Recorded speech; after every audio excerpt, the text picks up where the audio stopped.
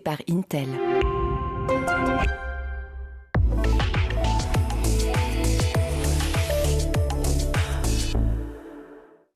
Bonjour à tous et bienvenue dans le Grand JT de l'éducation. Tout de suite, le sommaire. L'expulsion d'un lieu de vie a souvent un impact évidemment dramatique sur le parcours scolaire et éducatif d'un élève.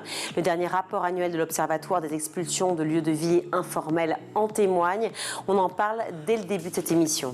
Notre bon point du jour sera plutôt bestial, en compagnie de Philippe Gillet et des animaux sauvages dont il est le spécialiste avec son association Infaune. Enfin, dans Souvenirs d'écoliers, Malika Ménard sera en compagnie du comédien et humoriste Ayoub Marceau. Mais tout de suite, on va faire un point sur l'actualité de l'éducation avec Guillaume Ouattara. Bonjour Guillaume. Bonjour Virginie, bonjour à tous. On ouvre cette édition avec des mots forts hier de Gabriel Attal. Oui, il y a une baisse de niveau en France. Oui, c'était lors des questions au gouvernement que le ministre de l'Éducation nationale a fait un constat qu'il veut sans appel. Je vous propose de l'écouter. Depuis 1987, mon ministère, le ministère de l'Éducation nationale, fait passer la même dictée à un panel représentatif des élèves de CM2. En 1987, il y avait en moyenne 10 fautes. Nous sommes aujourd'hui à 20 fautes en moyenne. En 1987, il n'y avait que 6% des élèves qui faisaient plus de 25 fautes. Nous sommes aujourd'hui à près de 30%. En 1987, il y avait près de 15% des élèves qui faisaient moins de 2 fautes. Nous sommes à peine à plus de 1% aujourd'hui. Oui, il y a une baisse du niveau. Il faut la regarder sans phare, il faut le dire et surtout il faut y répondre. Le point positif des évaluations qui ont été rendues à la rentrée, c'est qu'on voit qu'un investissement massif et des choix politiques permettent d'inverser une tendance. La réalité, c'est que le niveau des élèves qui rentrent en 6e cette année s'améliore par rapport au niveau des élèves qui entraient en 6e en 2017. Gabriel Attal qui a réaffirmé son attachement au redoublement qui pour lui est une bonne méthode et qui tease des mesures fortes pour la semaine prochaine. Et ce sera le 5 décembre à l'occasion des résultats du classement PISA que nous vous ferons vivre évidemment sur l'antenne de School TV. Le ministre de l'Éducation nationale qui grimpe dans les derniers sondages d'opinion politique et qui est désormais la deuxième personnalité préférée des Français, en termes politiques bien sûr. Personnalité politique effectivement préférée des Français à égalité avec Marine Le Pen. L'un et l'autre recueille 36% d'opinions favorables. En tête de ce baromètre politique Odoxa de novembre réalisé par Mascarade pour Public Sénat et la presse quotidienne régionale, on retrouve évidemment, comme depuis quelques mois, Édouard Philippe, avec 40% d'opinions favorables. Une autre question qui était posée, je vous propose de découvrir cette image. Qui pourrait devenir Premier ministre et remplacer Elisabeth Borne si elle devait quitter le gouvernement? Eh bien, c'est là encore Gabriel Attal qui l'emporte avec 30% des voix des sondés devant, vous le voyez, Bruno Le Maire ou encore Gérald Darmanin. On reste dans les politiques éducatives avec ces deux rapports du Sénat qui passent au crible les mesures en matière d'éducation ces derniers mois et le bilan est morose. Oui, qu'est-ce qui fonctionne dans les réformes gouvernementales depuis 2017? Pas grand-chose si on en croit les deux rapports réalisés pour la loi de finances 2024. Voilà comment François Jarreau, rédacteur en chef du Café Pédagogique, résume les rapports Paco et Gros-Perrin du nom des deux sénateurs qui l'ont fait. Dans le détail, il y a d'abord un point sur l'attractivité. Alors que le ministère présentait les résultats désastreux des concours de recrutement d'enseignants en 2022 comme étant liés à une année de transition du fait de la réforme de la formation initiale des enseignants, 2023 confirme le caractère structurel de ces difficultés. En clair, on a de plus en plus de mal à recruter des enseignants et ça n'est pas un effet sur du court terme, mais c'est une tendance qui s'inscrit sur le long terme. Et puis, pour ce qui est de la hausse des salaires, vous savez, il était annoncé une hausse de la rémunération de 10% pour les enseignants. Eh bien, ce rapport sénatorial, ces deux rapports sénatoriaux étrillent là aussi les hausses de salaire puisqu'ils expliquent que ces hausses sont très fortes en début de carrière, beaucoup moins sur les fins de carrière. Mercredi noir dans les écoles et collèges d'Agde, un appel massif à la grève concerne 10 établissements de la commune du centre et il est très suivi. L'objectif de ces enseignants en grève est bien obtenir le classement en zone d'éducation prioritaire du centre-ville et obtenir plus de moyens. C'est un bras de fer qui oppose la municipalité avec l'État depuis près de 20 ans, nous rapporte France Bleu Héros. Les enseignants et les parents demandent depuis 2004 le classement en REP+, pour obtenir plus de ressources, notamment le dédoublement des classes, une présence accrue d'adultes, un meilleur suivi des élèves, plus d'interaction avec des familles, une amélioration de la formation et puis une reconnaissance des enseignants Les indicateurs signalent le besoin de moyens supplémentaires en raison du niveau social des familles, des résultats aux tests nationaux inférieurs à la moyenne et du taux d'illettrisme. Il y a eu des courriers, des réunions, mais depuis 19 ans, rien ne change. Une grève donc qui sera peut-être conduite dans les prochains jours. Merci beaucoup Guillaume. Alors que l'année 2023 a été marquée par une aggravation inédite de la crise du logement, 8 associations se mobilisent pour sensibiliser autour d'un cri: expulsion de lieux de vie informels, les droits des enfants bafoués. Quelles sont donc les conséquences de ce qu'on appelle la précarité habitative sur nos enfants et surtout comment assurer la continuité pédagogique? On en parle dans la question du jour.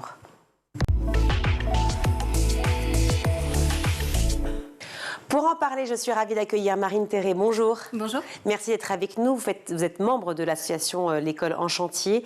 Et Anthony Ikni, bonjour. Bonjour. Vous êtes délégué général du collectif Rome Europe et porte-parole de l'Observatoire des expulsions des lieux de vie informels. La précarité habitative est un facteur majeur de déscolarisation. Les constats de ce 5e rapport annuel de l'Observatoire des expulsions de vie informels, que l'on peut consulter sur Internet, il est avec moi ici sur ce plateau, appellent à des politiques justement qui prendrait en compte l'intérêt supérieur de l'enfant, première victime de ces expulsions. Et j'aimerais qu'on puisse déjà comprendre de quoi on parle quand on parle de lieux de vie informels. Ça veut dire quoi ? Nous, en l'occurrence, les lieux de vie informels, ce sont les bidonvilles, les squats, ça peut être des situations de rue, habiter dans sa voiture, dans une caravane. Voilà, c'est tout ce type de lieux non définis et surtout qui sont précaires. Concrètement, ça veut dire quoi? C'est quoi comme vie qu'on peut imaginer pour ces familles? Eh bien, on peut imaginer que ce sont des situations très éloignées de tout ce qui est accès à des conditions sanitaires de base, typiquement accès à l'eau. Accès à l'électricité, accès à des collectes de déchets. Enfin voilà, c'est très... en réalité, un bidonville, je pense que peut-être que ça parle à certaines personnes, c'est vraiment... tous ces qu'on imaginerait loin de nous et en fait c'est tout exactement. Proche de nous. On a les règles élémentaires de droit, tout simplement. Pourquoi ces droits-là sont-ils bafoués, ne serait-ce que les droits de l'enfant, tout simplement? C'est une question complexe. Ça fait une vingtaine d'années qu'on a des collectifs, des militants, des bénévoles qui essayent de travailler à la scolarisation de ces enfants qui vivent dans ces lieux qui viennent d'être décrits par Marine. Mais on a des difficultés parce qu'en fait, on a des collectivités, des mairies qui ont longtemps refusé de voir ces enfants, de reconnaître qu'il y avait une présence sur leur territoire de ces enfants. Et donc, ça passe par des choses tout simples comme des refus de scolarisation qui peuvent être discriminatoires, des refus de donner une adresse à ces gens-là, donc ce qu'on appelle une domiciliation, un peu dans le jargon associatif. Et donc, il y a eu une volonté d'invisibiliser ce phénomène-là, de ne pas le voir. Invisibiliser pour des raisons électorales, pour des raisons tout simplement parce qu'ils ne savent absolument pas comment gérer. Pourquoi selon vous? Un peu tout ça. Il y a effectivement, la réponse est assez complexe. Il y a effectivement, clairement, il y a eu des réponses xénophobes, certains maires qui refusaient typiquement d'accorder certains droits à ces enfants-là, à ces familles qui vivent en bidonville et squat. Sauf que légalement, ils se doivent normalement de scolariser ces enfants. Alors c'est un peu complexe, mais il y a une obligation, par exemple, pour un maire de recenser tous les enfants qui sont scolarisables sur sa commune. Ça, c'est une obligation. Également, une obligation de scolariser, en tout cas pour les enfants en école maternelle et primaire. Et donc, en fait, les associations se battent au quotidien pour faire reconnaître ce droit à une éducation pour tous et pour toutes. Se voir expulsés pendant la trêve hivernale, lorsque justement les enfants sont à l'école, les week-ends, les jours fériés et tout le temps. Donc du coup, si je comprends bien, c'est autorisé? Alors les expulsions, en fait, peut-être dire que elles peuvent être demandées soit par des propriétaires publics, soit par des propriétaires privés. Il faut s'imaginer que ces bidonvilles, ces squats, ces tentes qui se trouvent soit sur le domaine public ou privé, on ne peut pas expulser n'importe comment. Pour ça, il y a un cadre légal qui s'applique et donc il faut obtenir une décision de justice. L'autre manière, c'est pour un préfet ou une mairie, ce qu'on appelle de prendre un arrêté municipal ou préfectoral. Donc la loi, le droit encadre quand même avec des procédures ces expulsions. On ne peut pas expulser, par exemple, on ne peut pas expulser le week-end, la nuit ou les jours fériés. On ne peut expulser que du lundi au vendredi à partir de 6-7 heures du matin. Donc il y a un corpus un peu de règles qui vient régir ces expulsions. D'accord, mais pendant l'hiver et la semaine, ça marche aussi? C'est-à-dire qu'en fait, les enfants qui, à moins 10, vont dormir ou même 3 degrés dehors? Ce que montrent les chiffres du rapport de l'Observatoire des expulsions de cette année, c'est qu'on a en moyenne 30% des expulsions qui se déroulent pendant la trêve hivernale. Donc, j'ai même 46% comme chiffre, moi. Alors 46%, c'est la moyenne quand on prend tout le territoire. Moi, 30%, c'est hors Calais, Grande-Sainte. Mais effectivement, on voit qu'il y a encore entre un tiers et la moitié des expulsions en fonction des territoires qui se déroulent pendant la trêve hivernale. Donc on le voit bien, la trêve hivernale, elle protège. Parfois, c'est un peu un mythe, c'est-à-dire que les gens pensent qu'on ne peut pas expulser du tout. En réalité, on voit bien que les forces de l'ordre, les policiers, certaines préfectures arrivent malgré tout à autoriser des expulsions, y compris pendant la trêve hivernale, alors que les conditions de vie sont quand même très difficiles.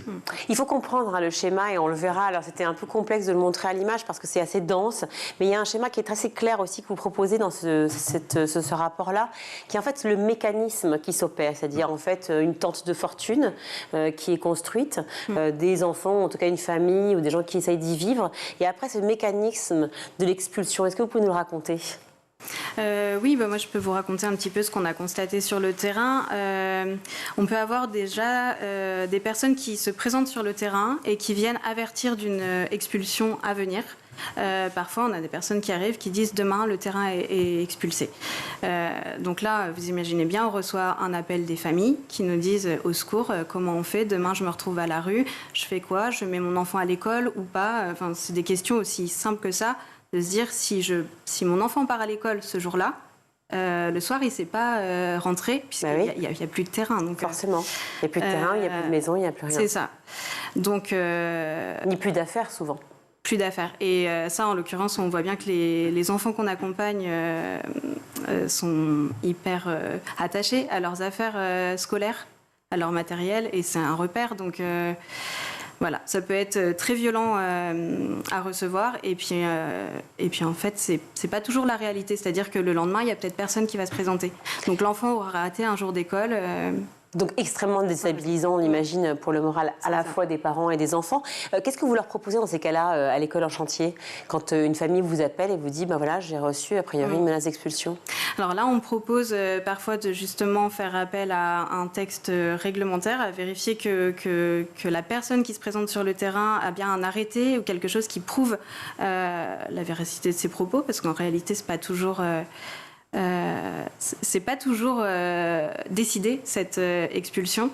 Et on s'en rend compte, parfois c'est simplement des menaces, peut-être dans l'attente que la famille va partir d'elle-même. Ou, voilà. Oui, c'est ce problème, effectivement, qui est démontré. Donc je vous parlais de ce fameux schéma, mais vous retrouverez de manière plus claire, effectivement, sur Internet. Cette première chose, c'est l'information. En fait, le manque d'information, à savoir que certaines familles vont être expulsées, mais ne sont même pas au courant. Et là, le chiffre est assez flagrant, 97%. Ouais. Donc c'est énorme. Oui, dans la plupart des cas, en fait, ce qu'on constate, c'est que de bout en bout de cette procédure, depuis l'installation d'un lieu de vie, finalement jusqu'à son expulsion, il peut se passer tout un tas de choses. Et on le voit souvent au mépris des règles élémentaires, et notamment de l'accès à la justice pour tout un chacun, de l'accès à l'information, d'une information claire. Et en matière d'expulsion, très clairement, on a aussi des forces de l'ordre, Marine le disait très bien, mais qui vont venir menacer, intimider, harceler les gens tous les jours en leur disant de partir, avec force, contrainte, en fonction, ça dépend des terrains. Mais justement, en fait, pour que ces familles se sentent acculées et qu'elles aient envie finalement de s'auto-expulser. Ce qui est aussi un phénomène qu'on décrit longuement dans le rapport de l'Observatoire de cette année. Et ensuite, donc, ce schéma, il est assez complexe, mais il y a aussi un élément que nous, on appelle de nos voeux, c'est-à-dire à ce qu'on puisse mettre en place un diagnostic social dès l'installation du lieu de vie. Un diagnostic, pour qu'on comprenne, c'est globalement essayer d'identifier les vulnérabilités des personnes, leurs besoins, leurs projets de vie. Est-ce qu'il y a des enfants scolarisés? Pardon, mais la vulnérabilité dont vous parlez, enfin, je veux dire, elle est à 100%. Elle est manifeste, mais elle est, comment dire, il faut pouvoir l'évaluer de manière fine. Pour ensuite, pourquoi c'est important? Parce qu'ensuite, il va falloir, sur la base de ce diagnostic, on peut proposer des solutions, en fait. En fonction de la catégorie administrative de la personne, des personnes vont avoir un droit au séjour, d'autres n'en ont pas, sont en situation irrégulière. Donc ça va influencer aussi les solutions qu'on peut apporter à ces personnes. Ça va influencer par exemple s'il y a des solutions de relogement qui sont proposées, de mise à l'abri, pour aller dans un hôtel social, peut-être pour aller dans un hébergement d'insertion de longue durée. pour enfin avoir un petit peu de stabilité. Et ça, on sait que c'est un facteur particulièrement important pour les enfants, la stabilité en fait. Et oui, évidemment. Alors, on va revenir quand même en 2017 et puis le mandat d'après. Enfin, une des premières déclarations d'Emmanuel Macron lors de son élection en 2017 était que plus personne ne dorme dehors. Alors, on s'en souvient, hein, donc forcément, disons qu'on a un petit froid dans le dos. On se demande qu'est-ce qui s'est passé en fait. Comment vous interprétez, et l'un et l'autre, cette situation? Quelles ont été les politiques finalement qui se sont contredites les unes les autres? Deux grandes politiques. D'un côté, et on le salue, cette politique ce qu'on appelle le logement d'abord, oui, qui nous vient tout droit des pays scandinaves et des États-Unis. Avec cette logique, en fait, on va arrêter cette démarche ascensionnelle d'avoir des gens à la rue, puis ensuite dans un hôtel social, puis ensuite dans un hébergement d'insertion de longue durée, puis enfin dans un logement. D'être constamment ballotté, en fait. Oui, et puis avec cette démarche d'ascension, là, on dit, en fait, on fait le pari de dire, en fait, tout un chacun devrait pouvoir accéder à un logement directement, y compris depuis la rue, de la rue au logement. C'est même le slogan un peu du gouvernement derrière la politique du logement d'abord. Donc cette politique, elle a démarré en 2017 pendant le premier quinquennat d'Emmanuel Macron. Elle produit quelques effets assez timides, mais elle produit quelques effets. Cela dit, quand on parle de notre sujet, bidonville, squat, campement, on voit bien qu'en fait, on a très peu de personnes qui survivent dans ces lieux de vie, qui accèdent directement au logement. Les chiffres sont extrêmement bas. Donc globalement, on voit bien que cette politique du logement d'abord, elle fonctionne plutôt pour les personnes sans abri, celles qui sont dans des hôtels sociaux depuis 2 ans, 3 ans, 5 ans, qui sont bloquées. Celles-là, on va pouvoir leur proposer des solutions de logement. Ce qui est déjà un pas. Oui, bien sûr. Mais c'est vrai que voilà, nous, notre sujet, c'est davantage la question des lieux de vie informels et de quelles solutions on peut identifier. Donc, d'un côté, vous me posiez la question de ces politiques qui s'affrontent, oui, ça c'est cette vision plutôt celle du ministère du Logement.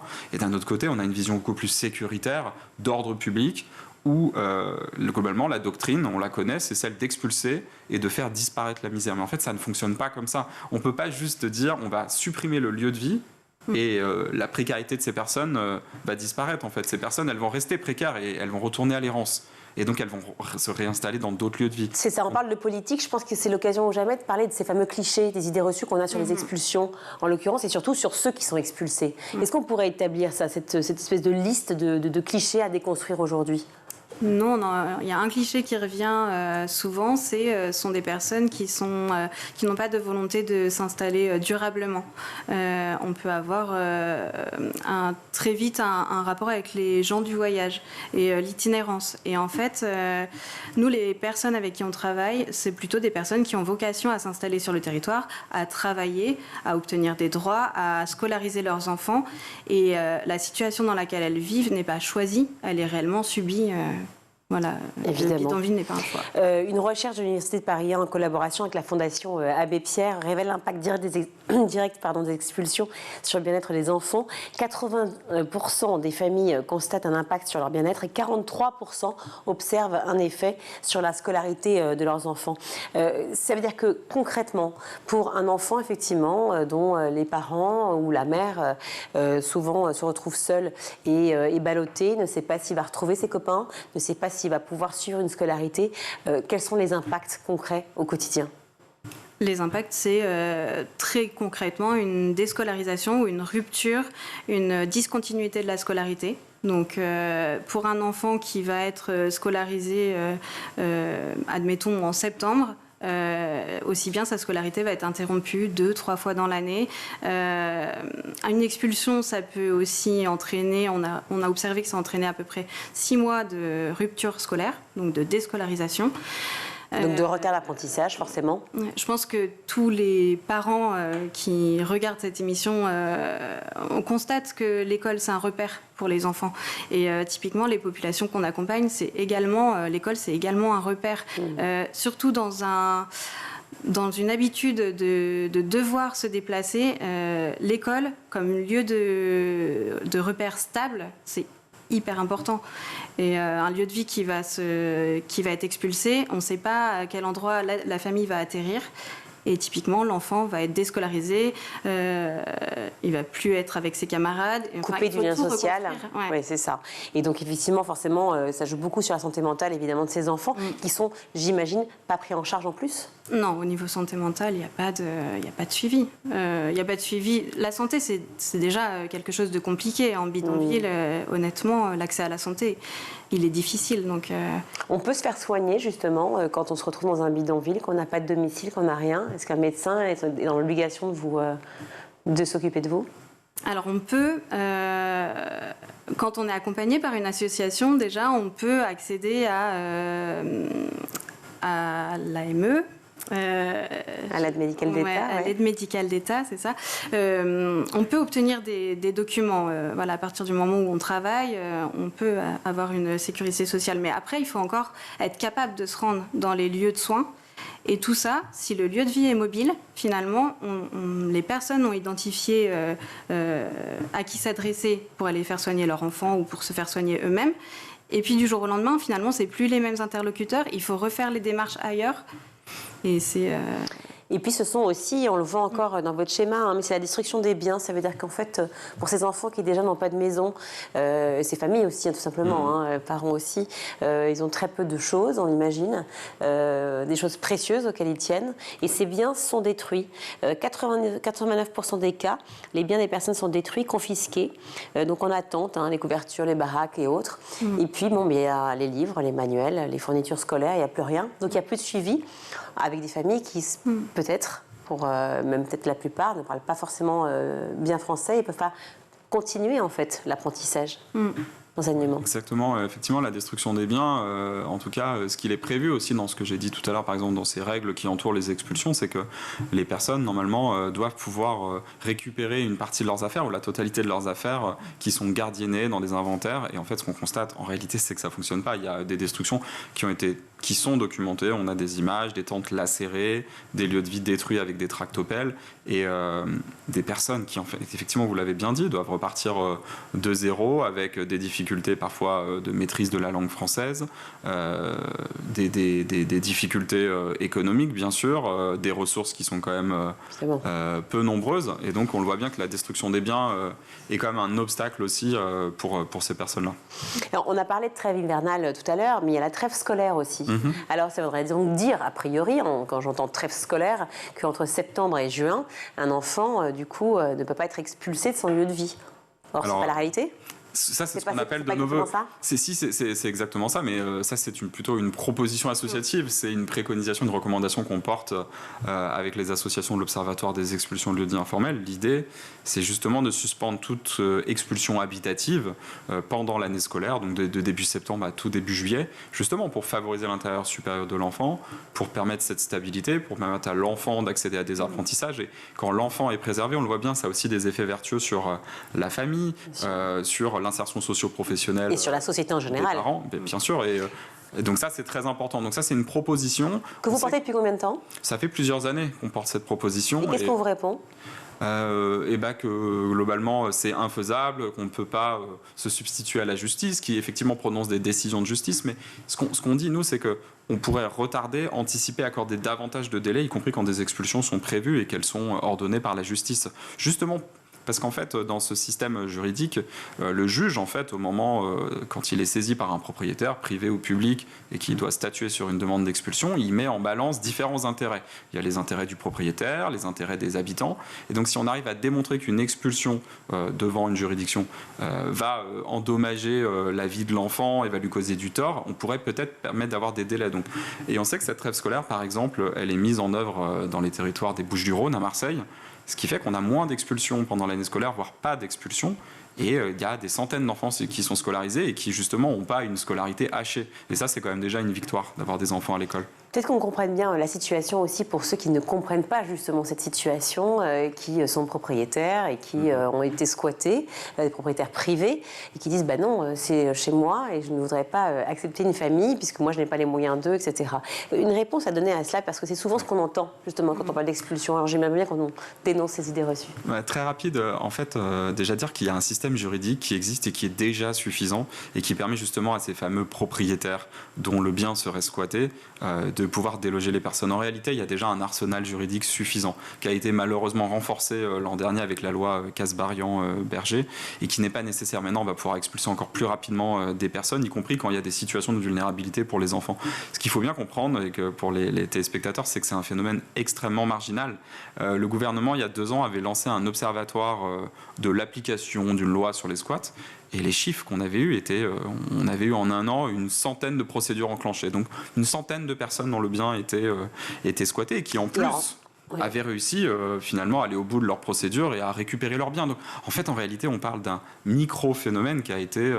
Mais en revanche, il y a un macro-phénomène de l'autre côté qui est sous-jacent, c'est que le nombre de lieux qui sont vides, entrepôts, lieux désertés, etc., et qui pourraient justement servir d'abri pour ces personnes-là. Bien sûr. Quel recours alors ? Avec cette nouvelle loi, la loi Kasbarian-Berger qui a été adoptée par le Parlement en juillet 2023, on va avoir aussi maintenant une criminalisation et des procédures qui seront plus rapides, y compris dans des hangars, dans des entrepôts. Vous citez des bureaux désaffectés. Et ces biens-là, ils sont vides, ils ne vont pas être utilisés dans les prochains mois, voire les prochaines années. Et avec le nouveau dispositif juridique dont on dispose, malheureusement, ça va encore criminaliser les plus précaires. Donc on est particulièrement inquiet, parce qu'il y a aussi des enfants en première ligne. Un dernier point rapide, parce que maintenant, il faut rendre, mais le rôle des professeurs dans tout ça, qui doit être très important pour ces professeurs qui, justement, donnent cours à des enfants qui sont dans ces situations si difficiles. Mais les professeurs, ils peuvent voir une classe typiquement se réduire de leurs effectifs ou au contraire avoir des effectifs qui vont augmenter au cours de l'année, justement parce que les personnes sont mobiles et il y a des dispositifs qui sont adaptés pour les enfants qui ne parlent pas très bien la langue française et typiquement ces dispositifs, on a du mal à les mettre en place lorsqu'on parle d'un lieu de vie informel parce que la commune nous dit si demain le lieu de vie est expulsé, la classe se vide.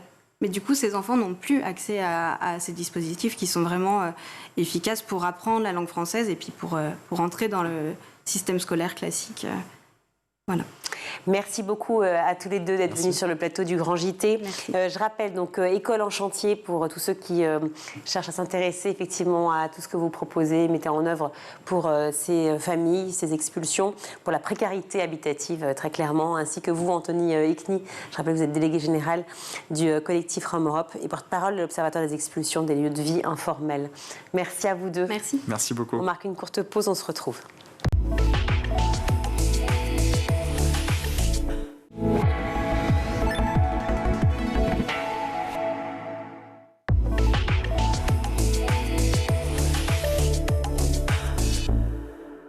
De retour dans le Grand JT de l'éducation, si je vous dis alligator, mygale, scorpion ou encore serpent, certains ont sûrement déjà changé de tête, voire même de chaîne, mais non. Non, ne bougez pas, ne bougez surtout pas. C'est maintenant que ça se passe. Soyez fascinés comme je le suis, car nous sommes en présence d'un génie. En tout cas, d'un homme vraiment intéressant, fascinant et qui a tout à nous apprendre. C'est Philippe Gillet. Bonjour. Bonjour. Merci d'être avec nous. Je suis ravie de vous accueillir. Vous êtes président d'une association que vous avez donc fondée qui s'appelle Infaune. Et on va déconstruire ensemble, si vous le voulez bien, tous les stéréotypes, toutes les fausses idées, tout ce qui nous fait peur, ou en tout cas, vous savez, souvent ce qu'on ne connaît pas. Hein. Tout à fait. Tout à fait. Et Infaune, je l'ai créé parce que ça s'appelle Information sur la faune. Ben voilà. C'est d'amener un maximum d'informations. On ne protège que ce que l'on connaît. Donc il faut connaître. Et aujourd'hui, notre environnement, on est en train de le détruire parce que la méconnaissance entraîne la destruction automatiquement. La méconnaissance, mais surtout la peur au départ. C'est-à-dire que c'est une méconnaissance par la peur. Parce que ce sont des animaux dont on parle, ceux que j'ai cités en l'occurrence, effectivement, qu'on ne maîtrise pas, ces animaux sauvages. Alors pourquoi justement cette à la fois fascination et cette peur que vous avez su dépasser justement pour comprendre à quel point? Là, il faut partir du début. Allons-y. Alors, quand j'étais petit, j'étais pas grand. On va commencer comme ça. Quand j'étais petit, j'étais en Afrique. J'ai vécu 30 ans de ma vie en Afrique centrale, en République centrafricaine, où il y avait la plus grande concentration et variété de gibier du monde. Vous imaginez, ça, il y avait du monde. Moi, ma PlayStation à l'époque, et ma télécommande, ma PlayStation, c'était la forêt. Ma télécommande, c'était les pygmées, ou les mroro, ou les peuls. Et tout ce qui ne pense pas comme moi et qui ne vit pas comme moi m'a toujours passionné. Donc on est toujours, quand on est enfant, à la recherche des choses. Oui. Alors évidemment, j'ai eu des aventures moins drôles, j'ai eu des aventures sympas. Quand j'avais 8 ans, par exemple, un exemple tout bête, j'avais 8 ans, les chasseurs qui tuaient des antilopes, quand il y avait un bébé, il amenait, les parents achetaient la petite antilope. Et nous, les gamins, qu'est-ce qu'on faisait? Au lieu de faire des bêtises, on était là, donner le biberon à la petite antilope qui nous suivait partout. Et un jour, je me balade en forêt, dans la brousse, avec mes antilopes qui me suivaient comme des petits chiens. Et les Africains, ils sont tombés dessus, ils ont voulu les tuer tout de suite. Parce qu'ils ont dit, mais attention, ça c'est la nourriture, on ne joue pas avec ça. C'est mais très violent comme image pour vous. Ils les ont tués. Et quand vous avez 8 ans et qu'on vous fait tuer vos petites antilopes que vous nourrissez au biberon devant vous, vous vous rendez compte qu'il y a des choses, et ils ont raison, parce qu'ils ont faim, ils doivent manger. Et vous vous rendez compte de la réalité des choses, alors qu'aujourd'hui, on a perdu toutes sortes de réalités. On est complètement à côté de la plaque aujourd'hui. Et donc, comme j'ai vécu 30 ans, au bout de ces 30 ans, évidemment, il y a eu des coups d'État, la guerre, etc. Donc, je suis rentré, parce que, voilà, je me suis marié, j'ai fait tout ce qu'il y avait à faire. Et je suis retourné en Afrique, c'est toujours un peu la même chose, et j'ai arrêté. J'ai dit, bon, c'est fini, on a perdu tout ce qu'on avait depuis très longtemps. Donc, je suis rentré en France. Et en France, j'étais ingénieur conseil à la Villette, à la Cité des Sciences, dans le vivant. Et on avait fait des terrariums extraordinaires qui valaient une fortune, qui étaient faites par une société qui s'appelle Le Maire. Enfin, c'est pas c'est un ami. Et c'est Pax, le truc Pax. Et c'est des trucs qui s'ouvraient avec des tas de prises de courant. On pouvait régler la température ambiante de l'animal exactement, parfaitement. C'était très bien fait. Et on avait même écrit en braille pour que les gens puissent toucher, comprendre en anglais. Bon. C'était des trucs fabuleux. Et je voyais les gens qui venaient, plus, ils regardaient, mais ils venaient plus pour le frisson, pour faire peur à la copine. T'as vu, il y a un serpent, t'as vu, il y a ça. Et ils venaient pas pour essayer d'apprendre. Et c'est là qu'il y a eu un déclic qui s'est fait dans ma tête, parce que bon, j'ai eu beaucoup d'aventures à part ça, mais qui s'est fait dans ma tête, et j'étais en France, je me suis dit, mais pourquoi ils ne comprennent pas les animaux? On sait déjà ce qu'il y a sur la Lune, on ne sait pas ce qu'il y a au fond de la mer, il faudrait commencer à connaître ce qu'il y a autour de nous. Et ce qu'il y a autour de nous qu'on ne connaît pas, ce sont les reptiles, les mal-aimés, ceux qui sont cachés, qu'on ne voit jamais, dont on a besoin sur la planète. Alors justement, pourquoi on en a besoin? Rappelez-nous l'essentiel, Philippe Gillet. Je vais vous donner un exemple. Si vous savez compter, je parle à tout le monde, je parle aux enfants aussi, c'est pour ça.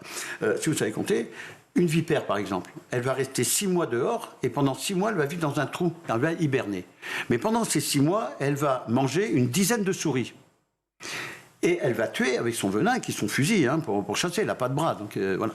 Et elle va tuer presque une centaine de souris. Donc si vous êtes dans un champ qui a 100 vipères, vous les enlevez, qu'est-ce qui va se passer avec les souris? C'est le principe de l'écosystème, en fait, c'est ça. Elles vont pulluler. Et qu'est-ce qu'elles vous amener? Des maladies, elles vont vous ronger vos fils électriques parce qu'elles vont entrer dans la maison, elles vont foutre le feu, etc., etc. On a besoin de tout un système écologique, mais il faut le comprendre avant. Et pour comprendre, on veut le faire. Regardez aujourd'hui, nos enfants, qu'est-ce qu'ils font? Ils sont sur des ordinateurs. Ah, ils regardent des ordinateurs. Alors là, ils regardent un petit lapin avec un arbre, ils regardent un petit truc, ils sont sur... Vous savez ce qu'ils font? Ils tournent le dos à la nature, ils sont sur l'ordinateur. C'est sympa de faire ça. Non, aujourd'hui, nos enfants doivent vivre en symbiose avec la nature. Parce que quand ils seront plus grands, quand ils auront nos âges, ils vont protéger quoi? Les ordinateurs? On s'en fout. Mais ils protègent pas la nature. Nous avons besoin de la nature. La voiture, elle n'a pas besoin de nous et on est en sursis en ce moment. Alors justement, peut-être que c'est ça la problématique. C'est qu'on est, en fait, on a tenté d'adapter la nature par rapport à nous, au lieu de nous adapter par rapport à elle. Exactement. On est issu de la nature. Il faut vivre en symbiose avec la nature. Aujourd'hui, par exemple, là, on faisait avant des expositions. J'avais décidé de monter un faune, faire des expositions gratuites pour le public, pour monsieur tout le monde. Alors comment faire? Donc j'ai réfléchi, je me suis dit, on va travailler avec les galeries marchandes. Et peut-être certains de vos auditeurs ont vu ces expositions à Paris. Bien on a fait Créteil Soleil il y a longtemps. Et on faisait 3-4 expos. On est tous bénévoles dans cette association Loi 1901. On est tous bénévoles. Et on a créé des modules thématiques, pédagogiques, une quarantaine, qui sont en train de pourrir maintenant, puisque la cause animale, les animalistes disent « Ah non, les pauvres bêtes, il faut les laisser tranquilles. » Mais les pauvres bêtes, si on dit les pauvres bêtes et qu'ils ne sont pas bien, c'est que c'est nous qui les avons mis en danger. Parce que ces animaux, ça fait des millions d'années qu'ils se protègent. Pourquoi on les met en danger? Parce que justement, on leur tourne le dos. Il faut vivre en symbiose avec les animaux. Pour vivre en symbiose, c'est la connaissance. Donc il faut les amener. Et évidemment, quelque chose qu'on ne connaît pas, on en a peur. C'est logique, on se protège. Alors justement, cette symbiose, elle est absolument magique. On a suivi tous, en tout cas ceux qui ne connaissent pas encore, je vous suggère grandement d'aller sur TikTok voir les vidéos qui cartonnent de Philippe Gillet, parce que c'est près d'1 million de vues ou je ne sais plus combien, enfin c'est quand même assez sidérant. Oui. Vous vivez avec ces animaux. Combien d'animaux chez vous? Vous savez, quand on aime, on compte pas, mais il y en a beaucoup. Il y a à peu près 400. Ça dépend si vous comptez les petits, les grands, les machins. Bon, écoutez, il faut voir dans les registres, c'est pas le problème. Nous, on a beaucoup d'abandon d'animaux, on a des tas d'animaux qu'on récupère. Et ce qui est important, c'est de les connaître, de les montrer. Ça veut dire qu'avant, on a fait des expositions gratuites. Ça veut dire que c'est l'association des commerçants qui payait de notre association. On était bénévoles et on restait 15 jours dans une galerie marchande. On posait des vacances pour expliquer aux gens. Et on montrait ces animaux. Et on les appelait nos ambassadeurs. Ils étaient là pour représenter leur espèce en disant aujourd'hui, vous avez mis du marbre, vous êtes là, vous faites vos courses, mais avant, on était là, nous. Et vous avez pris notre place. Alors on revient en ambassadeur, regardez, on existe. On n'est pas des Pokémon. On est des animaux. Et nos animaux, les Pokémon, ils ont besoin d'une usine nucléaire. On a un peu besoin pour tout ce qui est là, qui s'allume. Mais en réalité, on a besoin de la forêt. Et sans la forêt, on fait quoi? On disparaît, nous. Mais là, vous ne vivez pas dans une forêt. Oh, c'est presque comme ça, vous savez. Oui, chez vous? Même ici, c'est un peu la jungle, même, c'est pas la forêt. C'est vrai, mais là, c'est plus un jeu de mots, d'ailleurs, parce qu'on parle de Paris, c'est plus un jeu de mots. Mais c'est vrai que c'est vrai. Mais chez vous, vous avez tout organisé pour justement vivre de concert avec eux, vivre avec eux. Ah, vous avez rien Je me suis adapté à mes animaux qui étaient là. On peut regarder ensemble un extrait. Allez-y. Voilà, c'est bien, ma fille. Tu es bien, ma fille. Tu es bien, c'est bon, c'est bon. Allez, mange. C'est bien.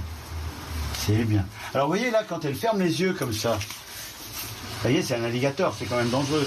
Mais quand elle ferme les yeux, même si elle parle, et que moi je lui parle, si elle ferme les yeux, c'est que c'est moi qui domine. Ça veut dire, oh là là, c'est toi, c'est toi qui nous protège, c'est toi qui es là, donc on te respecte. Donc, toujours, fermer les yeux, ça veut dire qu'ils sont tranquilles. C'est bon, ma fille. Oh, ça craque bien. Qu'est-ce qui se passe juste après? Alors, ce qui se passe tout après, je suis mort. Mais non, bien sûr que non. Non, si vous voulez, c'est un animal qu'on a récupéré qui était plus sauvage que les autres, qui n'était pas habitué comme nous depuis 25 ans, qui vivait avec nous dans le salon, avec des chats, avec nous, et qui ne disent rien, qui vivent en symbiose. Et cet animal-là, on l'a mis à part et il m'a dit, attention, il a coursé son propriétaire, il a été de temps en temps à la fée, c'est une femelle, elle a fait un peu de trucs. C'est Ali ou Gator? Non, c'est ni l'un ni l'autre, c'est Adriana, celle-là. Adriana, notre préférée. Et tout doucement, par la connaissance, en sachant comment son attitude et tout, écoutez, on vit en symbiose. Quelqu'un qui est comme moi, qui aime découvrir tout ce qu'il y a dans la nature. C'est un paradis terrestre ici. Et je crée mon paradis. Celui qui a peur de tout, c'est un enfer. Il faut qu'il aille sur la Lune. Il va s'embêter, mais il faut qu'il aille là-bas, il n'y a rien. C'est clair, évidemment. Comment vous avez fait pour vous organiser? Parce que petit à petit, j'imagine que vous n'avez pas adopté plutôt 200 animaux, récupéré des animaux. Voilà. Alors, comment on fait? D'abord, j'ai acheté une maison, évidemment, quand je suis arrivé. Bon, je ne vous cache pas que j'ai eu un procès que j'ai gagné, qui a fait jurisprudence en France par rapport au maintien de ce genre d'animaux, parce qu'il y a un manque de connaissances. Si vous dites que les serpents sont protégés, les poissons aussi, Donc, vous avez un aquarium, vous êtes sujet au même... Bon, bref, on ne va pas rentrer dans ces trucs-là, c'est du passé, bon, c'est comme ça. Donc, moi, j'ai acheté une maison, puisque je suis rentré d'Afrique, 2 étages, et j'ai décidé que le bas de la maison, je l'ai adapté pour faire des pièces où il y a des serpents venimeux, où il y a des gros serpents, des lézards, des crocodiles, etc. Et évidemment, quand j'ai fait mes premiers modules thématiques, il a fallu quelques animaux qu'on allait acheter en Allemagne, en Hollande, où ils font des salons, où il y a des gars qui reproduisent en captivité. Ces animaux peuvent vivre. Quand ils sont pris dans la nature, ils meurent. Donc il faut mieux les prendre avec des éleveurs. Et petit à petit, on a eu notre cheptel, ça suffisait. Mais petit à petit, on nous a porté des animaux, ou des animaux qui saisissaient des trafiquants. Et ces animaux, écoutez, il faut bien qu'ils vivent. On ne va pas les tuer parce que les lois humaines décident de les tuer. Nous, on les récupère. On les récupère et on les laisse vivre. On leur recrée un peu leur système, mais on les laisse vivre. Et comme ça, on les a. Et aujourd'hui, on se rend compte qu'il y a besoin d'un refuge. Parce que si on vous interdit de jeter des papiers par terre, c'est bien, mais il faut qu'on vous fabrique des poubelles. Si on vous interdit de rendre la liberté aux animaux, on n'a pas le droit de les renvoyer dans leur pays, et en plus, on n'a pas le droit de les relâcher dans la nature, parce que c'est une pollution écologique punissable par la loi. Donc, qu'est-ce qu'on fait de ces animaux? Les gens sont embêtés. Alors, on ne sait pas quoi en faire, personne n'en veut, les gens n'en ont pas, ils n'ont pas les autorisations. Qu'est-ce qu'on fait? On ne va pas tuer un animal qu'on a élevé pendant 5 ou 6 ans, ou qu'on a élevé depuis qu'on est petit. Comment vous faites, justement? Ils nous appellent, et à ce moment-là, nous... Alors, soit ils tombent sur des vrais refuges, des faux refuges, qui revendent les animaux derrière, dans les magasins, soit ils les donnent à des gens comme nous, et nous, on les garde jusqu'au bout, puisqu'on ne fait pas commerce d'animaux, on est contre le commerce. On peut faire du commerce demain, je peux faire de l'élevage, je vais gagner ma vie. C'est pas le but. Le but, c'est une association, je rappelle, et c'est de ne pas faire de commerce. Donc, monter un refuge où on puisse récupérer tous les animaux, parce qu'il faut savoir qu'aujourd'hui, vous avez des tortues alligators grosses comme ça dans le canal du Midi. On a retrouvé dernièrement un crotal, un serpent à sonnette albinos. Ça veut dire que les gens qui achètent des animaux avec l'Europe, à droite, à gauche, ils rentrent en France, ils sont en infraction, mais il n'y a plus de frontières, comme on peut savoir.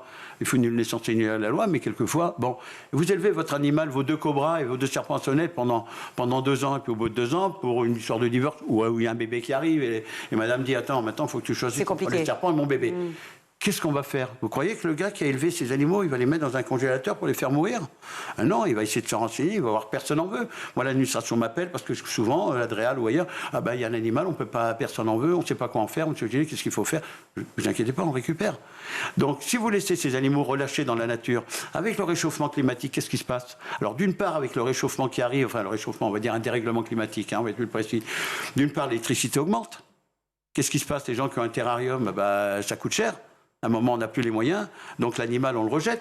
On ne va pas le congeler non plus. Alors on va le mettre, on va lui rendre sa liberté. Et là, on va se retrouver avec des nouvelles espèces comme les tortues de Floride, les crapauds, etc., les crapauds taureaux, les grenouilles taureaux d'ailleurs, qui vont faire souche, parce qu'avec le dérèglement climatique, ils hibernent. Les crotales, ils hibernent aux États-Unis. Les cobras, on les trouve au Maroc, ils hibernent, on a à peu près le même climat. Ils vont s'adapter. Et on va laisser à nos petits-enfants des choses comme ça, qui risquent d'être en danger dans la nature. Stop. Aujourd'hui, ce qui est important, le monde appartient à nos enfants. Donc il ne faut pas qu'ils fassent les mêmes bêtises que nous.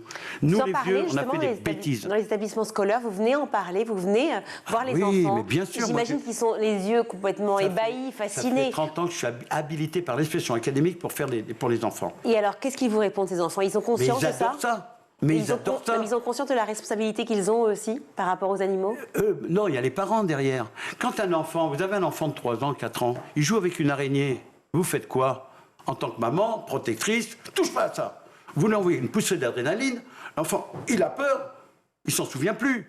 Mais dans sa tête, c'est là. Et un jour, quand il est grand, il voit une araignée, je peux pas, je sais pas pourquoi, je peux pas. Voilà comment on crée des phobies. Aujourd'hui, il faut apprendre, non pas à relaisser les animaux où ils sont et tout. Ceux qui sont là, on ne peut pas les renvoyer en France, dans leur pays, ils peuvent ramener des maladies. On ne peut pas les placer. Qu'est-ce qu'on va en faire? Eh bien, il faut s'en servir comme ambassadeur. Sauf qu'effectivement, il faut savoir comment vivre avec eux. Et c'est toute la problématique. Parce que certains, quand on voit les enfants, on leur explique les choses. Voilà, non, mais certains, on le sait, adoptent ou récupèrent des animaux qui sont des animaux sauvages dans la nature, et tout d'un coup se disent, je vais gérer, avec 2-3 tutos, je vais m'en sortir. Puis au bout du jour, il le met dehors. Voilà, c'est peut-être là où il y a un gros effort à faire. On a le même problème avec les chiens et les chats. À Noël, on achète un petit chat ou un petit chien, et en été, on le fout par la fenêtre. Excusez-moi, mais alors un serpent, c'est encore pire. Une tortue, c'est encore pire. Donc, on se retrouve avec de nouvelles espèces et on détruit notre environnement. En plus, comme on a perdu 80% des insectes qui se baladent dans la nature, on en a perdu. On n'a plus d'hirondelles qui se nourrissent avec nos produits chimiques. Je parle du glyphosate et compagnie, alors que... Et les pesticides qui reviennent, justement. Eh bien, qu'est-ce qui se passe? Les frelons asiatiques viennent s'installer, il y a de la place, tout le monde vient s'installer. On est en train de tout changer, on est en train de tout chambouler. Alors que, normalement, vous payez des impôts, on paye des impôts, tout le monde paye des impôts. Pourquoi, quand on a un champ et qu'on plante des plantes, pourquoi on ne laisse pas 20% de TVA, par exemple, à la nature pour avoir les animaux? Au lieu de mettre des trucs OGM où c'est dégueulasse, il n'y a plus d'animaux et en plus ça nous rend malades. Alors, je pense qu'il faudrait revoir nous aussi, payer un petit peu l'impôt à la nature qui va faire tout ça. Einstein a bien dit une chose, le jour où les abeilles disparaissent, 4 ans après, la race humaine va disparaître. C'est pas moi, c'est de Einstein. Et il a raison, plus de pollinisation. On va vivre comment, nos enfants? On est en train de leur préparer de quoi? Une grotte avec des cailloux et manger des racines et un masque? Vous croyez que ça va être drôle? Je pense qu'en 50 ans, moi, ce que j'ai vu, je vais vous donner une expérience de ce que j'ai vu. J'étais guide de chasse quand j'avais 20 ans. J'étais dans la brousse. C'était en République africaine. C'était rouge d'antilope à perte de vue, noir de buffle à perte de vue. Les landos, ce qu'on appelle, nous, les landos, ce sont les grandes plaines. Il y avait du gibier partout. C'était fabuleux. Je suis retourné 50 ans après. Il n'y a plus rien. Si vous avez la chance de voir un phacochère de temps en temps, c'est bien. Un petit babouin par là. Une petite antilope, c'est très rare. Mais par contre, vous voyez des hommes avec des AK-47, qu'on appelle des Kalachnikov, des anti-balaka, par exemple, en train de se faire la guerre. Mais ils se font la guerre une fois de temps en temps, le reste du temps, ils tirent dans les troupeaux. Il n'y a plus rien. Si on continue, nos enfants, à faire la même bêtise que nous, dans 50 ans, il n'y aura plus rien. Donc c'est nos enfants, c'est à eux. Et vous savez, je vais passer au Grand Rex. Mais justement, alors, c'est bien, parce que je suis désolée, Philippe. Couper, moi. Mais non, mais oui, mais vous êtes formidable, on a envie de vous entendre, c'est pour ça que je suis vraiment heureuse de vous recevoir, mais malheureusement, on doit rendre. Mais Bien effectivement, important, une date, le 4 février au Grand Rex à 17h.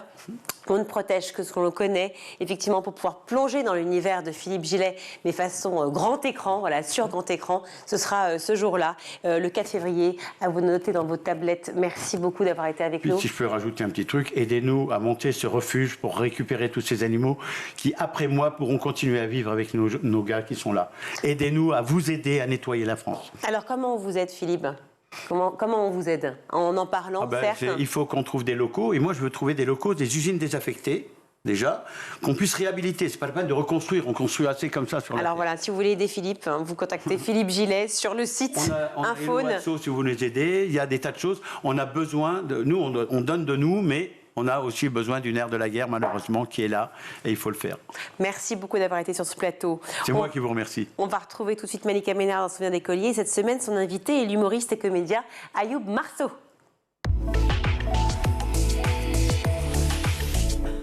Est-ce qu'il y a un autre métier qui t'aurait fait rêver qu'humoriste ? Commissaire de police. C'est vrai ? Ouais. Pourquoi ? Parce que, mais après, en vrai, c'est l'anecdote pareille, c'est que mon père, il aimait beaucoup les téléfilms policiers. Et pareil, ça a été un truc, quand je le voyais devant ce genre de série, etc., je voyais qu'il kiffait, en fait. Et en fait, j'ai pris... je me suis un peu inspiré de ça. Je me suis dit, tiens, ça serait charmant d'être commissaire de police, tu vois, des séries basiques, tu vois. Et en fait, quand j'ai grandi, je me suis dit, en fait, c'est pas ça que je veux faire du cinéma. Et j'aimerais peut-être un jour avoir un rôle de commissaire de police au cinéma. D'accord. Mais non. T'es renseigné ? Bien sûr, j'ai fait du droit à Rennes. J'étais en sport-études et je faisais du droit. J'ai eu des horaires aménagés, etc. J'ai fait 3 ans de droit. T'as eu une licence Non, alors ? pas du tout. J'ai eu mais que de mes premières années en 3 ans. Ouais, ça va. Et, et la fac était juste en face en plus de mon ancien lycée. Mais non, j'ai pas... Et après, t'arrêtes après les 2 ans de droit ? Après, en fait, ma mère me manque. Du coup, je remonte à Paris. Ma vraie vie, en fait, me manque, d'enfance, etc. En fait, je suis parti très tôt de chez moi, donc c'était un peu chiant. Et en fait, à 20 ans, je remonte à Paris, je me dis qu'en fait, je suis à Rennes, je suis dans une ville qui est pas si ouf que ça, en vrai, pour ce que je veux faire, pour les ambitions que j'ai. D'accord. Surtout ça, tu vois. Et pour le sport-études ? Ça me plaisait plus parce que l'athlétisme, c'est un sport qui est très ingrat. C'est un sport où tu donnes énormément. C'est un sport où tu donnes énormément, mais il y a très peu de retours. C'est très, on est une famille, mais moi, une famille, j'en ai déjà une.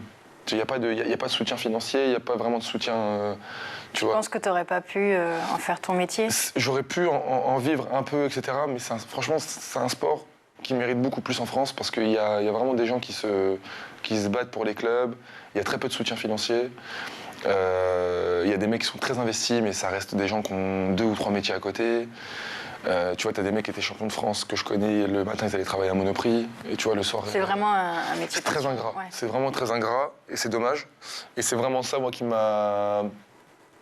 En fait, on va dire... T'as vu les limites, en fait. J'ai eu mes limites très vite par rapport à plein de gens, et c'est là où je suis fier de moi. C'est que j'ai vu qu'en fait, si je restais, ça aurait été... Je resterais dans un confort sans très de grandes ambitions. Et j'avais des grandes ambitions. Et à ce moment-là, quand tu rentres à Paris, c'est quoi les grandes ambitions ? Là, je rentre, année très dure, parce que je retourne vivre chez mes parents. Donc, t'as quel âge ? J'ai 19 ans, je crois. Ouais, 20 ans. J'ai entre 19 et 20 ans. Ou 21 ans même. Bref, ça, je sais même plus, parce que j'ai fait des allers-retours. Ouais, j'avais 21 ans à peu près. Je retourne chez mes parents. Donc très dur, tu vois, j'avais un appartement à Rennes, je repars à zéro. Je continue l'athlétisme pendant 1 an dans un gros club qui est Entente Franconville-Val d'Oise, qui est un des meilleurs clubs de France. Je m'entraîne là-bas, mais je vois que c'est dur, c'est un autre club, c'est une autre façon de penser, etc. Et je vois que surtout, je suis plus animé par ça.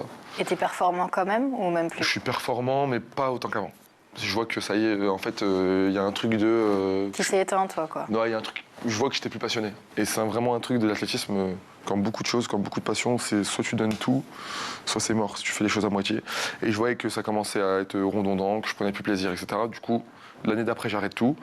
À côté, ce que je fais surveillant dans un lycée. Ouais. Je fais plein de travail. Et ça me sauve un peu ce travail parce que...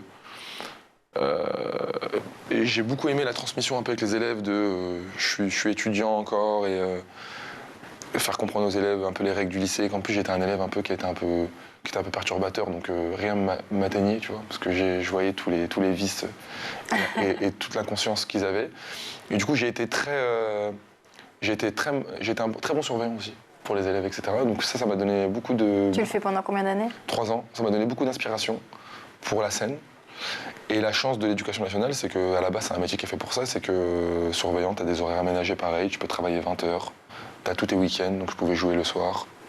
Et là, tu joues déjà à ce moment? Non, là, je faisais du théâtre. J'étais au cours Florent. Et après, l'autre année, j'arrête les cours Florent et je commence à jouer le soir dans des cafés-théâtres. Pourquoi t'arrêtes les cours Florent? Parce que ça me plaisait pas pareil. J'ai compris, j'ai vu les limites directes. Non, mais c'est une très belle école, une très grande école. Je pense qu'ils ont un savoir-faire, mais moi, c'était pas quelque chose... Et à ce moment-là, tu penses toujours pas encore à monter toi sur scène en stand-up? Je rencontre un mec qui s'appelle Nolan Darmon, qui était au cours Florent, qui avait 12 ans de plus que moi. Un mec qui était directeur marketing et tout, bref, un mec qui a gagné très bien sa vie. Et lui, il avait ce truc de... Mes parents, ils m'ont jamais laissé faire ce que j'avais envie de faire, d'être comédien. Du coup, maintenant, je fais comédien, et du coup, on a eu un lien, c'est devenu un pote de fou. Et lui, il m'a dit, fais du stand-up. Et c'est lui qui m'a trouvé les premiers endroits où aller. Et du coup, non, vraiment. Donc tu lui dois beaucoup quand même. Bien sûr. Et lui, en fait, c'était juste un challenge qui s'est fait de créer un spectacle devant ses potes. Il a loué une salle dans Paris. Il a ramené 80 potes à lui. Il a fait son spectacle. Après, il a arrêté, lui, tu vois. Il a repensé à l'argent, il a raison. Parce qu'il a vu qu'il n'y avait pas d'argent au début dans ça. Donc, non, mais c'est un mec qui gagnait très bien sa vie. Donc, très vite, il avait d'autres passions, tu vois. Il avait d'autres trucs, mais il s'est fait un challenge et j'ai beaucoup de respect pour lui parce qu'il a arrêté un moment de sa vie pour faire ça. Et je lui dois beaucoup parce que oui, ça a été un peu un mentor au début. C'est un mec qui m'a donné un peu qui m'a dit va là-bas, fais ça. C'est déjà la fin de ce numéro. On se retrouve demain, toujours en compagnie d'Ayoub Marceau pour la suite de Souvenirs d'écolier. À demain. Merci Malika et Ayoub. Tout de suite, c'est le meilleur de School TV avec le Zap. Et quelles sont les époques représentées dans Historock? Alors là, Historock, c'est 2 spectacles musicaux. Donc l'histoire de France, comme vous l'avez dit, mais aussi Napoléon l'Opéra Rock, que nous jouerons prochainement. Et dans l'histoire de France, je commence pour moi la vraie naissance de la France, ce sont les cathédrales. Et effectivement, donc je vais des cathédrales, Notre-Dame, Chartres, Reims, jusqu'à... Pourquoi? Parce que c'était le plus visuel Parce que c'est la naissance, pour moi, en tant qu'historien, j'ai écrit 40 livres, dont certains là-dessus, de l'art français. Et on ne disait pas l'art gothique, à l'époque, on disait l'art français dans toute l'Europe. Et jusqu'à Vilnius, en Lituanie, on construisait des cathédrales d'art français. Donc c'est suffisamment significatif pour donner la naissance. Donc 1144, basilique de Saint-Denis, première basilique cathédrale gothique. Et effectivement, je passe tout le Moyen-Âge, qui est important, avec Jeanne d'Arc, et la Renaissance, Henri IV, Louis XIV, qui est un des meilleurs titres de l'opéra rock, d'ailleurs, que les enfants adorent. Et enfin, l'époque contemporaine avec Napoléon. C'est combien de chansons? Donc 19 exactement. Et vous les avez toutes composées? J'ai tout composé avec mon groupe donc Historock qui comprend. Ah, le groupe s'appelle Historock. Oui, 8 personnes. Qui existait avant la comédie. Qui existait avant la comédie justement, et en particulier Pedro Camarasa, le chanteur. J'invite aussi professeur ou? Non, lui chanteur au Moulin Rouge. Mais vous êtes tous férus d'histoire ou c'est pas forcément qui vous animez à la base? Oui, mais il est féru d'histoire aussi. Il est très justement depuis qu'il travaille avec moi depuis 20 ans pour Historock, il est de plus en plus féru d'histoire. Donc comme quoi, ça a du bon aussi pour les adultes. Est-ce que vous voulez bien peut-être pour commencer très simplement nous présenter Yoto? Qu'est-ce que c'est? La société Yoto, donc effectivement, elle a été créée par 2 pères de famille anglais qui étaient très inspirés de Montessori et qui avaient aussi un background dans l'audio digital. Donc en fait, ce qu'ils cherchaient, eux, c'était une alternative au lecteur CD et au CD audio sans pour autant passer directement du côté des tablettes. Donc c'est comme ça qu'est venue l'idée. Donc effectivement, ils ont travaillé chez eux dans leur garage pour faire le premier Yoto Player, donc la V1. Rapidement après, donc la V2 est sortie. Là, celle que j'ai amenée, que je peux peut-être montrer, voilà, c'est la V3, la 3e génération. Et donc voilà, ils ont développé des lecteurs qui fonctionnent tout simplement à l'aide de cartes audio. Ces petites cartes connectées, hein, c'est ça? Voilà, ce sont des cartes NFC, donc qui sont pas du tout fragiles. Donc justement, à l'inverse des CD, on va pas pouvoir les rayer, on va difficilement pouvoir les casser, il faut vraiment y aller. Et ça fonctionne tout simplement. On prend la carte, on insère la carte. Écoutez lire présente Le Petit Prince de Saint-Exupéry, lu par Félix Radu. Voilà. On retire la carte, l'audio s'arrête, on la remet, ça reprend là où on s'est arrêté, donc on n'a pas besoin de repartir à zéro, surtout quand on a des longues histoires. Ensuite, ça fait aussi, alors c'est un lecteur audio, mais ça fait aussi beaucoup plus de choses, parce que c'est un produit qu'on fait évoluer avec les familles, c'est un produit qu'on veut voir durer dans les familles. Donc on a rajouté une horloge pédagogique, on a rajouté une veilleuse, un réveil. Un thermomètre ambiant aussi, Un thermomètre ambiant, exactement, pour contrôler donc la température de la chambre des plus petits, pour des plus grands aussi, mais c'est surtout utile pour les jeunes parents. Qu'est-ce qu'on a utilisé? On a aussi le Bluetooth. Donc l'idée, c'est vraiment que le produit, il aille de 0 à 12 ans. Les plus petits vont l'utiliser par le biais de leurs parents avec des sons brun, blanc, rose, des radios douces, une radio douce nuit pour dormir, par exemple. Et les plus grands, une fois qu'ils auront peut-être plus forcément l'envie d'écouter des contes audio, ils pourront l'utiliser en enceinte Bluetooth ou écouter la radio, parce qu'on a aussi une radio qui est intégrée dedans, Radio Yoto, et on travaille également avec Radio Pitchoun, c'est un de nos partenaires, et c'est une seule radio pour enfants en fait en France, et donc les plus grands peuvent l'écouter autant qu'ils veulent. En France, en 2020, au moment du confinement, on a découvert, quand je dis on, c'est le grand public, que les enseignants n'étaient pas spécialement formés à ça d'ailleurs. Non, absolument pas. C'est très difficile au niveau de la structure et des politiques scolaires, éducationnelles, des institutions éducatives, de permettre aux enseignants cet espace, de permettre de leur donner du temps, de leur donner des moyens, des ressources, pour qu'ils puissent justement mettre l'apprenant au centre, prendre en compte ses contraintes, ses besoins, ses intérêts, que ce soit au niveau de scolarité obligatoire ou aussi en enseignement supérieur. Et si je reste un petit peu sur cette crise du Covid, un des résultats, c'est que les élèves les plus fragiles, et là vous donnez... Alors je ne l'ai pas dit d'ailleurs, il y a 17 chercheurs, c'est un ouvrage que vous co-dirigez avec Eric Sanchez, donc vous avez été chercher des tas de collègues, mais il y a donc des tas de chiffres, je n'en cite qu'un seul, 35% des apprentissages ont été perdus, et creusement des inégalités, tout ça pendant la crise Covid. Oui. Dans tous les pays du monde, c'est pareil Alors, j'ai pas En tout cas, dans ceux qui ont été étudiés.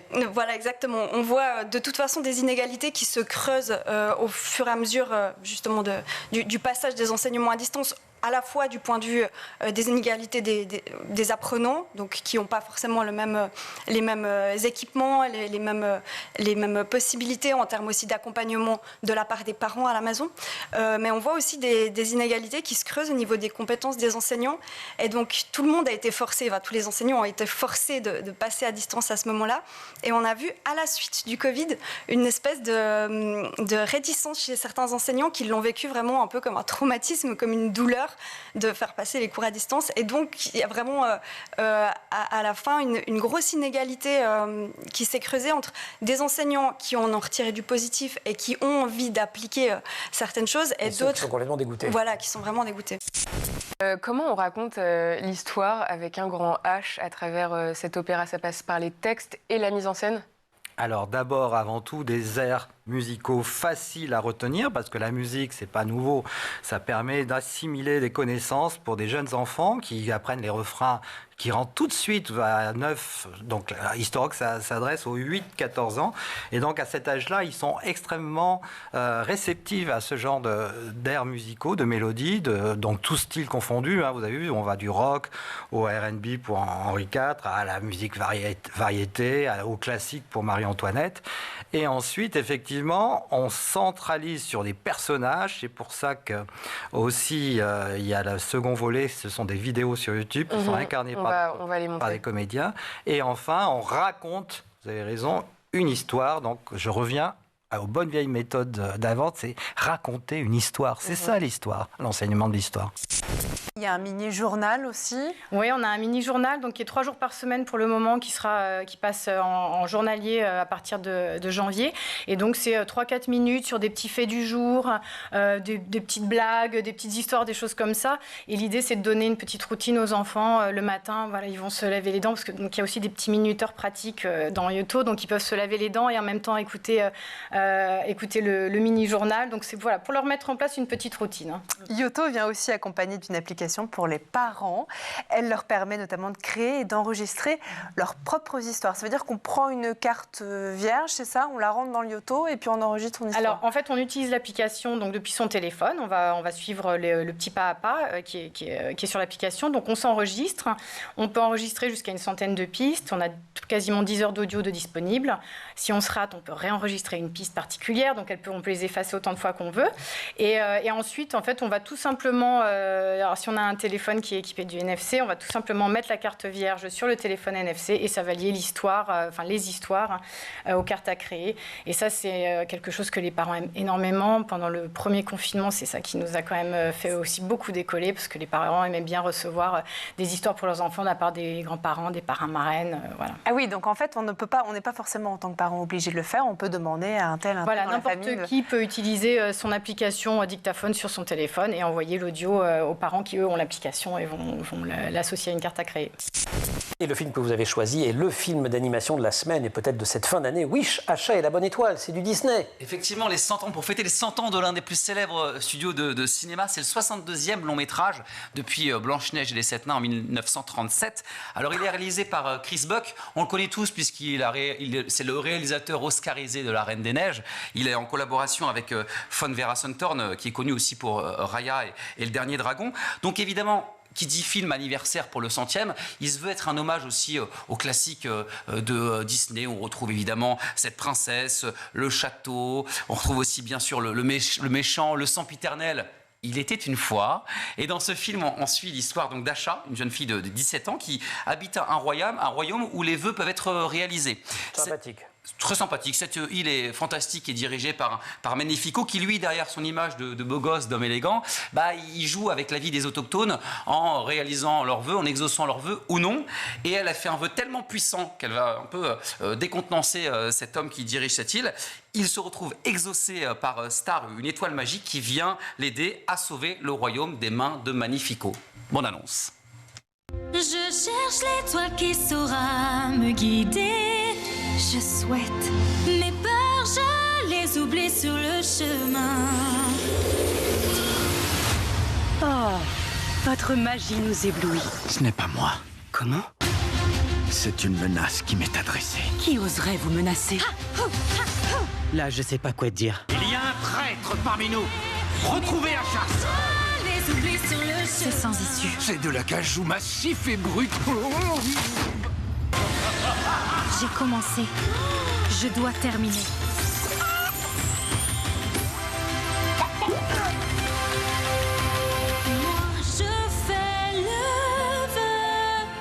C'est la fin de cette émission. Merci beaucoup Guillaume d'avoir été avec nous. Merci. Vous revenez bientôt. Et dès demain, je serai là. Parfait. Pour une chronique déjà prévue ou pas? Alors une chronique déjà prévue, oui. On va parler harcèlement et on va se demander qui sont les figures qui émergent autour du harcèlement. Ces jeunes qui prennent beaucoup la parole sur les réseaux sociaux notamment. Très bien, et qui se mobilisent donc, qui sont engagés, évidemment. Merci à toute l'équipe de School TV. Aujourd'hui, à la réalisation, c'était au Boscar, le son Thibaut Goury-Lafont, maquillage Laure Edmond, Emma Ferré et Laura Girard à la rédaction. Très bonne soirée. Évidemment, vous retrouvez toutes les émissions sur schooltv.com, canal 217 sur les box orange et 247 sur les Freebox. Bonne soirée, ciao.